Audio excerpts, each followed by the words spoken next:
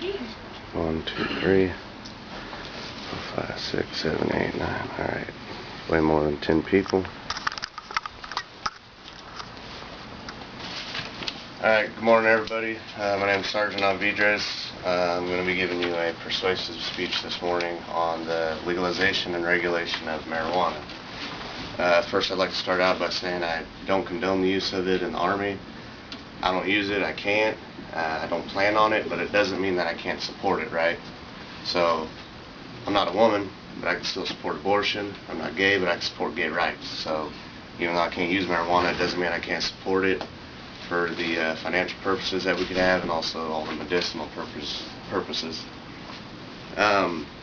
First, by legalizing and regulating marijuana, one of the first things you do is you stop over $6 billion of money that the government uses for the prohibition.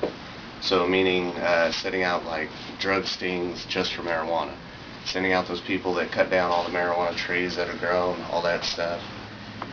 And also all the thousands and thousands of people that are in prison because of marijuana. So once you eliminate that, it frees up about $6 billion. The immediate turnaround, if all 50 states did it, is around $20 billion. So right there alone is about a $25 billion turnaround for the government, for the states, for our national debt. So that's one of the financial benefits. Another thing is, most people know about the medical part of the marijuana, but if you guys haven't done research, you might not know the specifics. Here's one of my notes. There's over 200 medical conditions that have a positive response by the use of marijuana. Some of those illnesses are epilepsy, arthritis, nausea, hepatitis, AIDS, depression, anxiety, cancer, tumors, fibromyalgia, multiple sclerosis, leukemia, cerebral palsy, glaucoma, and being in the Army, this is a big one, and they're doing studies on it right now, is post-traumatic stress disorder.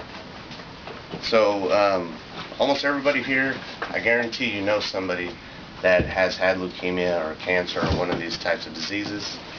And some of you might know somebody that had those and also used marijuana to help their life better and less painful.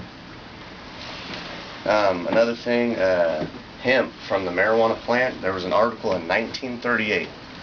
So you got to think, this is just a few years after the Depression.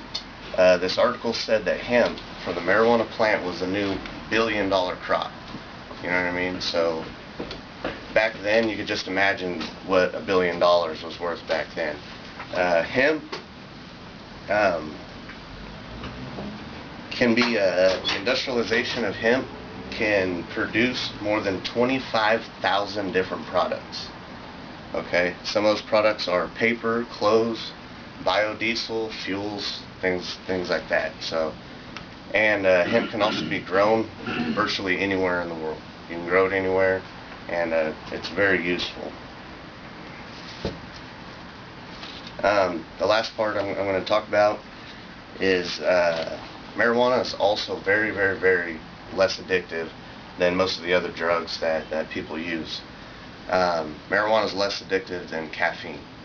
So people that drink coffee every single day, I got Hal back there, and it's also a lot less dangerous.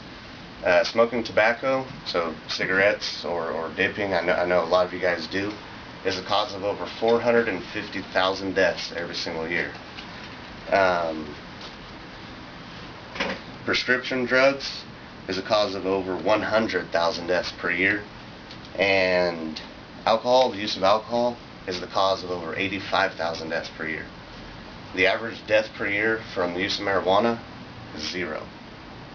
So you got to think about that there. A lot of people get prescribed drugs. Almost all of us, I guarantee, drink some sort of alcohol, and there's a lot of us that use tobacco. All those are legal, but marijuana is still illegal. So basically what I'm just trying to get the point across today is some of you guys might support it right now, some of you guys might not, some of you guys might be leaning on the fence, but in the future, if it does ever come up, in elections or anything like that, or someone's asking you about it, at least you guys have information now that will help you support the cause of the legalization and regulation of it. So we're not just making marijuana legal to, for anybody just to grow and buy and smoke and use. By regulating it, you got to be 21 years old. It's going to have a high tax on it, things like that. So just in case, it ever comes up in the future, just think about it. And now that you guys got some good info, that's it. So if you guys ever have questions or anything, feel free to ask me. I got some notes and papers if you guys ever want to look at them. But thank you.